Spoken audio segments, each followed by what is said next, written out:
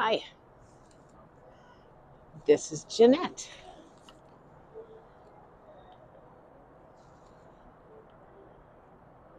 Let's walk together.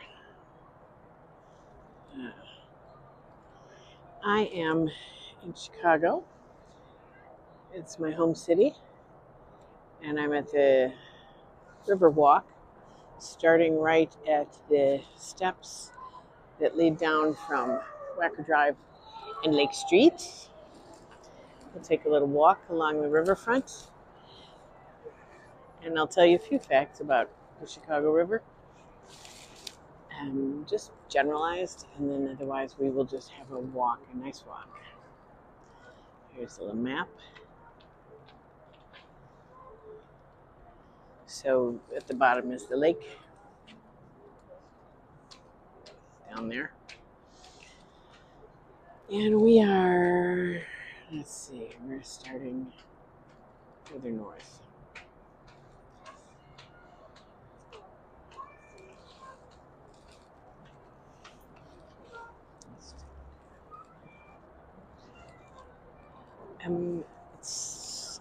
It's a feeling that this is one of the things I feel like Chicago can show off.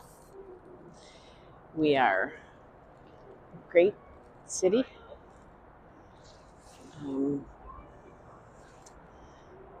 We know that we have difficulties with politicians. We have terrible weather in the winter, and we have too much crime. So we're not one of those cities that thinks we've got all the answers, but we think we're pretty good, could do better. So hopefully some water taxis will come by, some maybe pleasure boats, and let's take a walk.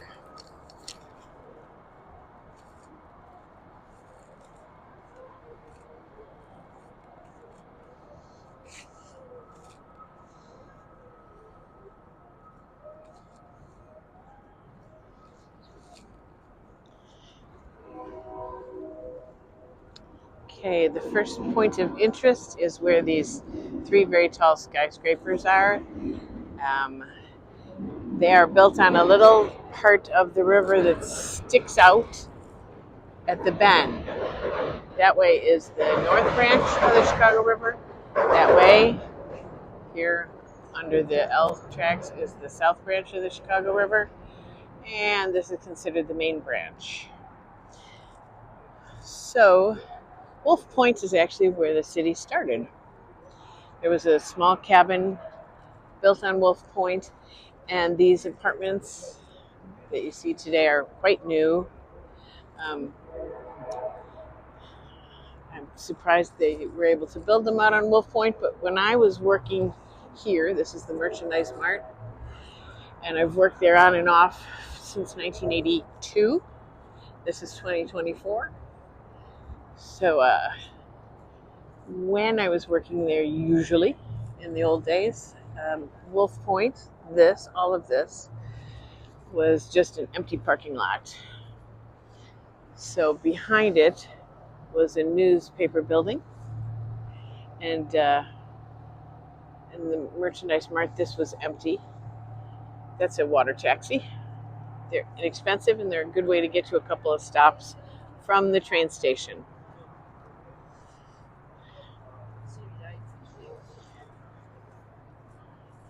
So water taxis are one way to use the river. So an interesting thing about the Chicago River is that once upon a time, it flowed out into Lake Michigan. However, and there was a lot of boat traffic because, as you may know, historically rivers were the highways of the days prior to trains.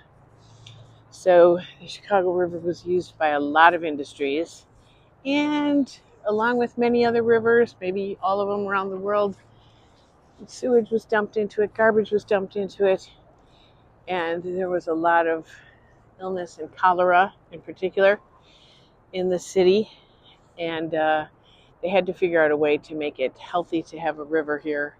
And so in 1900, engineers decided to turn around the flow of the Chicago River. So they built canals about 22 feet deep, all up and down the river, that let the water get rushed down from the lake and connect to the Mississippi. So it allowed the city itself to grow, and the river was no longer so unhealthy. Okay, so shoreline sightseeing is probably giving an architectural tour. I don't love that they use barges and then paint them as boats, but they can fit more people that way. So it's one of the several options. The architecture center also has architectural tours up and down the river because you get a good history of the river on the architectural tours. The Merchandise Mart, when it was built, was at the time the largest building in the world. 1920s, I believe. And so then gosh, for 50 years or more, it was the home of interior design, furniture businesses, giftware businesses. Across the street was the newspaper building, but then it became the apparel building. So they were all wholesale. Here's an image of one of the ways to get down here from Wacker Drive. You see a sign that says Chicago Riverwalk and a bridge. And every now and then you will hear, that's Franklin Street, and you'll hear the elevated trains, the L's, go by on the bridges. They get really loud, but they're very handy. Public transportation.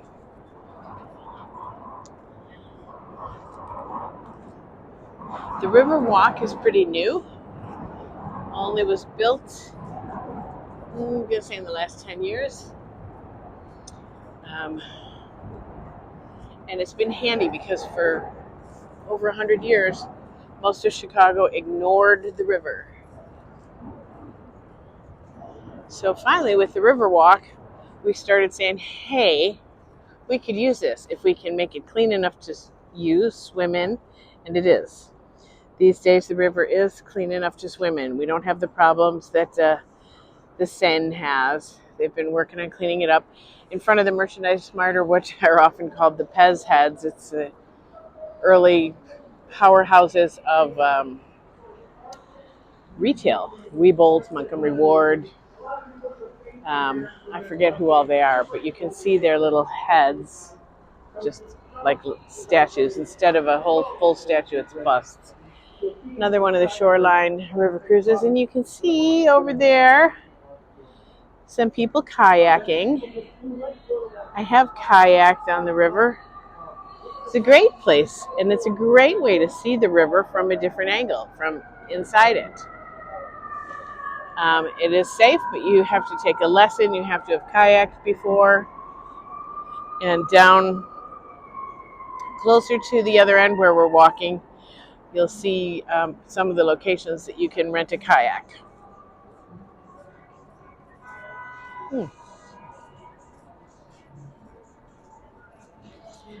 So when the city decided to make the Riverwalk, they sort of created rooms. That's one room. These are little rooms. And then they also offer some information.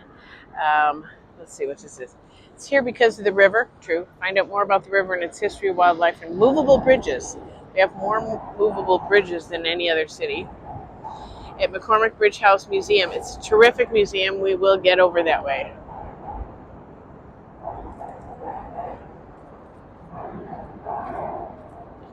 Anyway, so these are into separate little rooms. This one has more greens in the summer. And then here's little floating gardens coming up. So after ignoring the river and turning most of the buildings away from it, because it had been dirty for so long, you can just tell these are floating. See how they're moving? Floating gardens. And then this gives us the depth of the river. Then also just putting in restaurants that are seasonal for the most part. I think they're still seasonal. um, it was an awakening to start paying attention to the river and using it. After it got cleaned up, we realized that there was benefit to having it. Each of these gardens is floating. Brews and bites.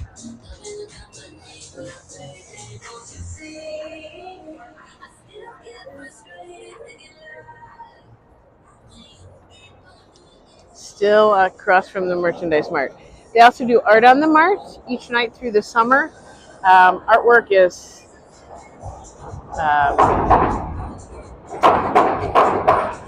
shown on the facade of the Merchandise Mart, and I believe they've set up at least a 30-year plan to do that. So that it's kind of a show each night. It's free to come and walk by the Merchandise Mart and see which art is being projected onto it.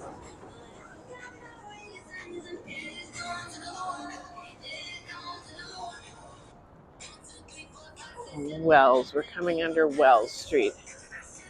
So each of these bridges opens up. In Chicago's history, the river started with little platforms that would cross the river at assorted points. And people didn't go north of the river very much. There were a lot of factories up on the north side. And most of the city developed south of the river.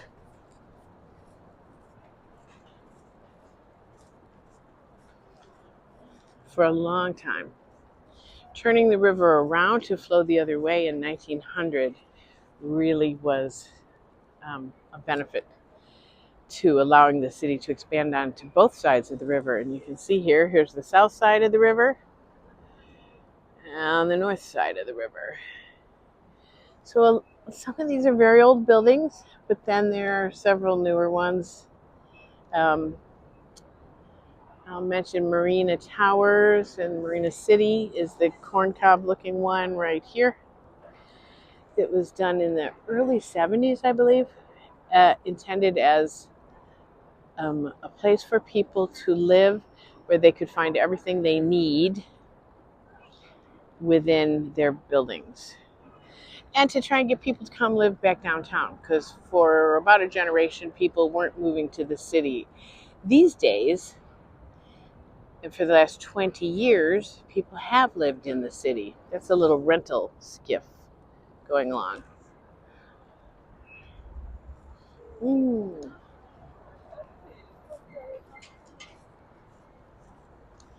We're entering the next supposed room that was created. So this is one where you can easily bring up your pleasure boat or get a rental boat or pick up the water taxi. They've made little fountains along here, mostly for kids to play with. This is moving water.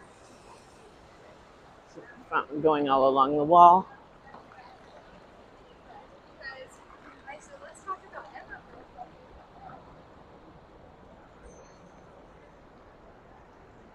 There's a rental.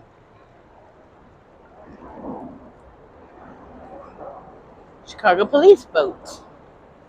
So they do peruse the river up and down.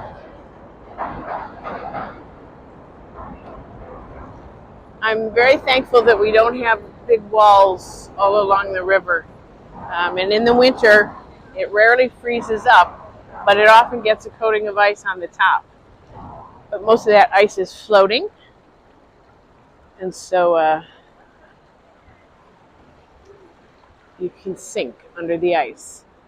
One of the older buildings, Britannica, I think it was, with the clock, the red brick. You see the bridge that opens up. They're on a schedule now so that they open a few times a week through the summer season for the tall mass of sailing ships to come through. This post and this one here are bridge houses, and that's where the engines are that turn to allow the bridge to open up. And these days, it's not a full-time gig to have that because they're on a schedule. So most of the bridge staff sort of leapfrog over each other and head to the next bridge and then the next one so that they can open up. It does stop traffic, but it's pretty well coordinated. And we will come to a bridge house tower that has a museum in it, and you can see one of the engines that opens the bridge. And it's really no bigger than a lawnmower engine. So it doesn't have to be super strong because the bridges are so well balanced. Bascule, I think is what it's called, bridges. So between turning around the river and having this plethora of bridges across the river, you can see several of them down the way. Engineers have been really working to create the use of the river that would be ignored without engineers. This is the next room. I think this is where I was just at a talk today by somebody from A Long Swim who is planning next year, 2025, to be doing a group swim, like 500 people, raising money for ALS research and Lou Gehrig's disease, I believe is what ALS is. And so they will be swimming through the river, 500 people, and I think they're planning to start and finish here, where it's all steeped and easy to view. So more and more events have been happening on the riverfront. The river gets dyed green, bright green, super bright green. Every St. Patrick's Day, it's like neon green. And it's done by the plumbing union of the city, I believe it is, who goes out in a boat with a powder that dyes the river green for a day. And thousands of people line up on the riversides to watch it be green. It's fun.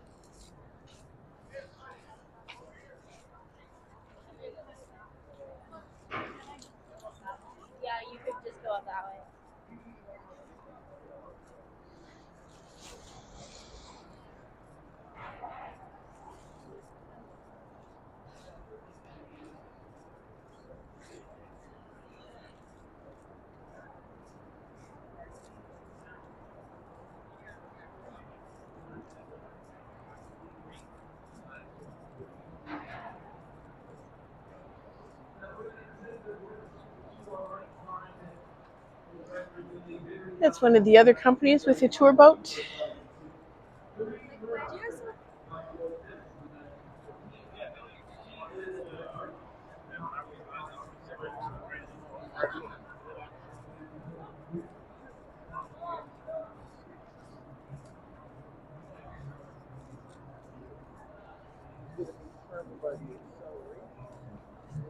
Oh, good. We're coming to a sign. So now that it's fall, most of the Riverwalk events are coming to an end. I see there's one September 15th is past, October 6th, Blues between Lake and North Orleans. So next year, when this gets out, there will be a whole new selection available to come listen to the sounds of the Riverwalk. It's been a great success. It was a hard project to get done, to have the Riverwalk created and opened. There was a lot of political maneuvering and construction and tearing up of that's Wacker Drive up there, um, and agreements and which side of the river and will it be both sides and how far will it go. So we're getting up on 20 minutes, so I'll give a few minutes to watch these kayakers come along the way.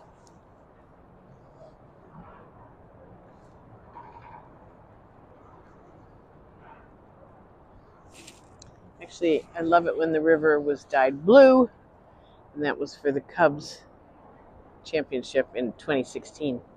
I don't know if you can see them. They're coming. Whoops, sorry. There's the railing, And there's the kayakers. Sorry, I'm still not very good at this.